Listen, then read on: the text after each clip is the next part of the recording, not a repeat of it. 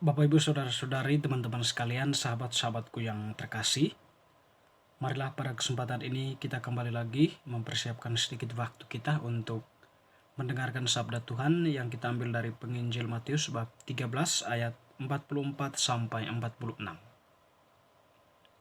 Perumpamaan tentang harta terpendam dan mutiara yang berharga.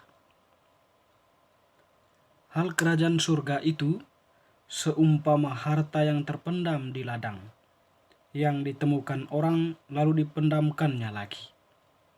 Oleh sebab sukacitanya, pergilah ia menjual seluruh miliknya, lalu membeli ladang itu. Demikian pula hal kerajaan surga itu seumpama seorang pedagang yang mencari mutiara yang indah. Setelah ditemukannya mutiara yang sangat berharga, ia pun pergi menjual seluruh miliknya, lalu membeli mutiara itu. Demikianlah sabda Tuhan, terpujilah Kristus. Teman-teman sekalian, Bapak, Ibu, Saudara-saudari, sahabat-sahabat yang terkasih, penginjil Matius yang telah kita dengarkan tadi menampilkan kepada kita satu perumpamaan baru tentang kerajaan surga, di mana diumpamakan oleh Yesus sebagai harta terpendam dan mutiara yang berharga. Tentu kita tahu harta terpendam itu atau berbicara tentang harta, tentu ini merupakan sesuatu barang yang memiliki nilai yang sangat tinggi, di mana semua orang berusaha untuk mendapatkannya. Dengan cara dan usaha melalui perjuangan yang berat, perjuangan yang keras, orang-orang itu senantiasa berorientasi pada harta yang mereka cari itu, atau harta yang terpendam. Artinya suatu harta yang belum ditemukan. Kalau seandainya nanti dia menemukan harta itu, tentu ada sebuah sukacita yang dialaminya. Dan yang kedua, sama juga ketika orang itu mencari atau melihat mutiara. Jadi mutiara itu benda yang sangat berharga sebab dia memiliki nilai yang sangat tinggi. Tentu semua orang yang mengingini mutiara itu, dia akan berusaha untuk mencari dan terus mencarinya melalui usaha dan perjuangan yang luar biasa.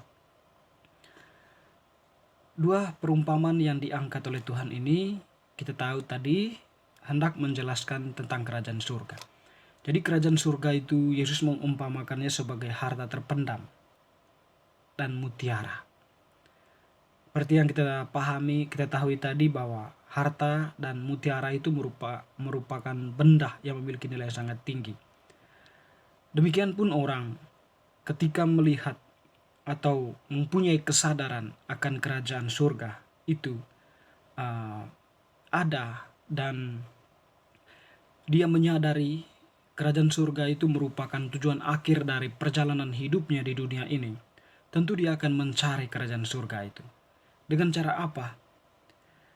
Ya, kalau kita kembali kepada benda berharga atau mutiara itu dalam konteks harta yang kita pahami, benda yang kita pahami, tentu usaha yang dilakukan itu adalah kita bekerja keras. Tapi dalam hal ini, mutiara atau barang berharga itu, harta berharga itu dikaitkan dengan kerajaan surga. Tentu di sini usaha manusia itu adalah memikul salib ya. Memikul salib dalam arti kita berada dalam posisi Tuhan Yesus yang sudah senantiasa mengajarkan kepada kita tentang kebenaran atau apa yang mesti kita lakukan sebagai pengikutnya. Menyuarakan kebenaran di tengah dunia saat ini atau bertindak atas nama kebenaran memang sesuatu yang tidak mudah. Membutuhkan suatu perjuangan, membutuhkan suatu kegigihan, kegagahan, keberanian yang luar biasa. Dan setiap orang yang berada dalam posisi itu, tentu dia merasakan bagaimana getirnya perjuangan membela kebenaran. Nah, disitulah salib yang dipikul oleh orang itu. Salib bukan dalam arti satu arti, tetapi dalam arti lain juga bahwa salib itu memang sebuah penderitaan untuk suatu nilai yang lebih tinggi.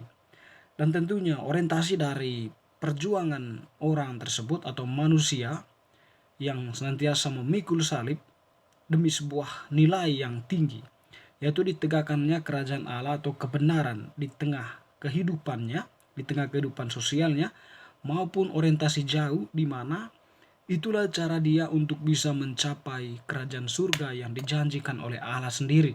Sebab ada landasan kepercayaan, landasan iman yang kuat di dalam dirinya bahwa kerajaan Allah itu ada.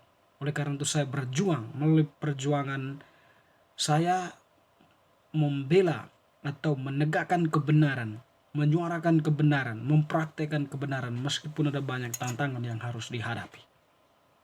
Jadi sekiranya itulah salah satu usaha dan perjuangan orang mencari kerajaan surga itu melalui salib.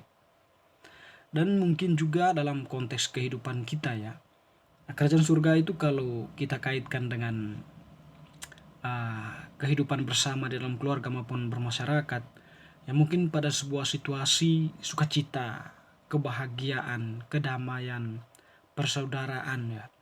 Tentu itu semua tidak bisa dicapai dengan membalikkan telapak tangan saja, tetapi melalui suatu usaha dan perjuangan juga, di mana di sana kita hadir sebagai orang yang memang mau hadir untuk bekerja sama, hadir untuk berpartisipasi dalam berbagai kegiatan, hadir menyuarakan, berbicara apa yang menjadi pemikiran-pemikiran kita, dan tentunya juga yang dikedepankan adalah belas kasihan.